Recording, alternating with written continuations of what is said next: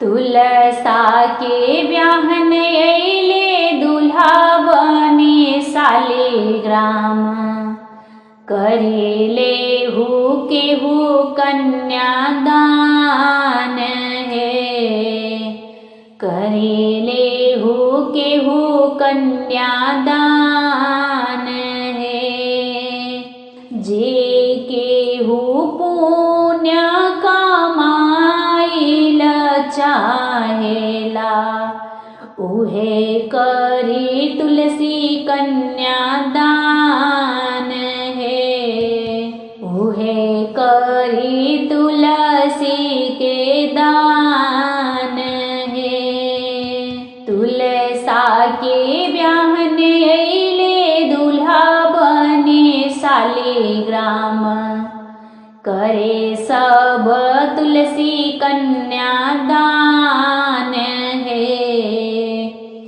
करे सब तुलसी के दान है। अंगना बैठ हम तुलसी बियाह करबो। अंगने में करबो कन्यादान है। अंगने में करबो कन्यादान है। तुलसी विवाह देखन देवा लोग आई गईले। सभे मिली करे कन्यादान है। सभे मिली करे कन्यादान है। सरस्वती के संगवा में ब्रह्मा जी आई गईले। हाथवा में ले वेद पुराण है। हाथवा में ले वेद पुराण है। वेद के पुराण आज आंगनवा में गुंजे लागल।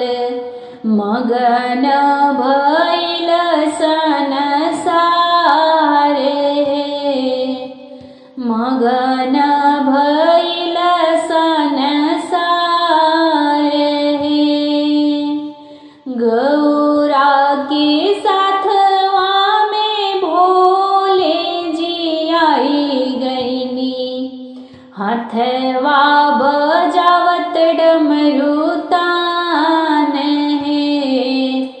हाथ में बजावत डमरू तान है।